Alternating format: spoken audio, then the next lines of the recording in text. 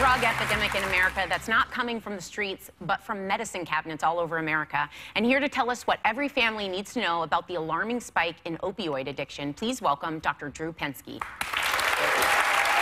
Nice to be here. So you're here to talk about the opioid epidemic, and this is something that is actually very dear to me because my husband and I lost a good friend last fall. I'm sorry. A very, very special spirit in this world. But I want to break down Can I stop you? Yeah. And that really, to me, goes to the important issue here. There's so much stigma around opiate addiction. It can strike anybody. You've got to remember this. It takes our young people. It takes our best, our brightest. I gave a lecture just day before yesterday with Governor Christie in New Jersey. We were talking about with the New Jersey Hospital Association, and he pointed out something I thought very astute. He said, look, he goes, there's this weird stigma that people think that if somebody chooses to use a drug, they get what they deserved. Did your friend get what he deserved? Absolutely not. We were robbed of an amazing person. That's right, and that's what people need to know about this epidemic. It is robbing us of people, and it's starting with my profession.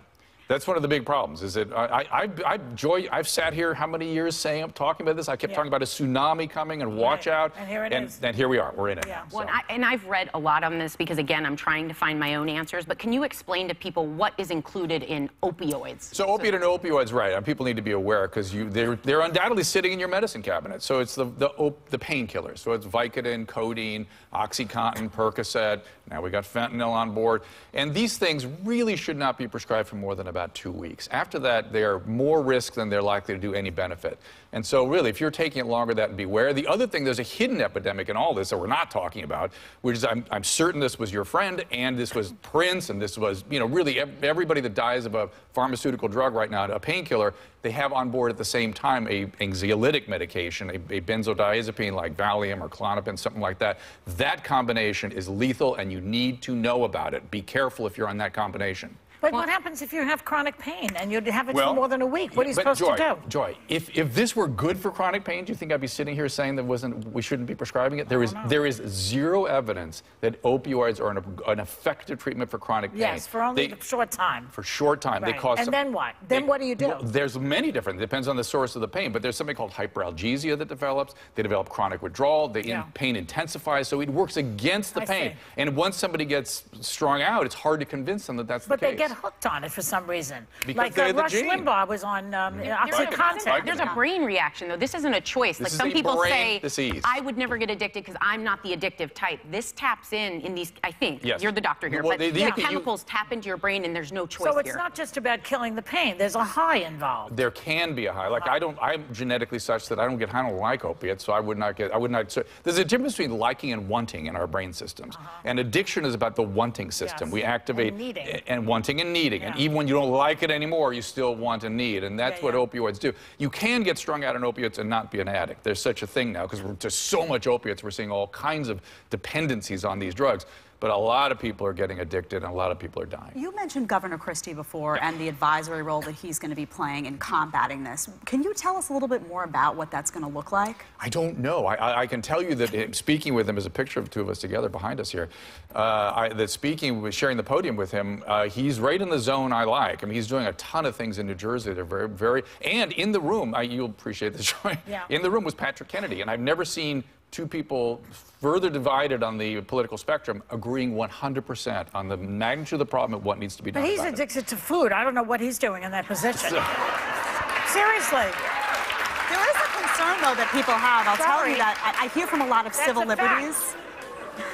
I just like the fact that he was singing the tune that I thought was appropriate. Well, the concern, though, from a civil liberties perspective, is that I initially, I read some of the proposals, and you just want to make sure. A lot of people want to make sure that there's not going to be some government intervention in doctor-patient relationships. Well, so is that something you're worried about? Oh, I'm terribly worried about it. In fact, the reason we have the opiate epidemic is I wish Sonny were out here because the attorneys got involved in the prescribing of medication. They made pain the fifth vital signs, and they put doctors in prison. They called us recklessly negligent if we didn't treat pain adequately.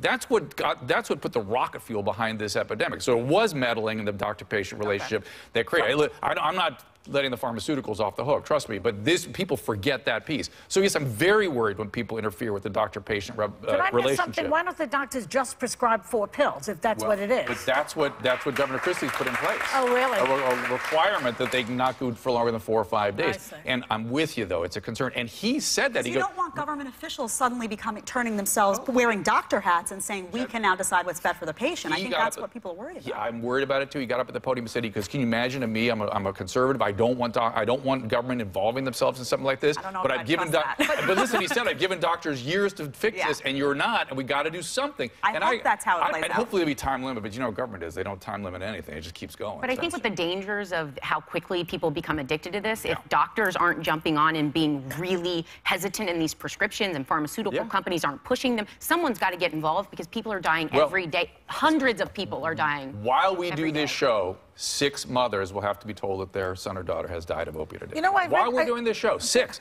90 a day. It's out of control. It's ridiculous. But I'll tell you what, it's really incumbent on all of us, my profession. Let's give it to us. Let's know about it. If you're educated about this, maybe you won't make that mistake of sliding it up. Just because a doctor says you could take it doesn't mean you should take it. Absolutely. Well, and by the way, the rate of opioid, listen to this, the rate of opioid overdose deaths was lower in states that have legalized medical marijuana. Yes. I think that was Whoopi. So they're getting help.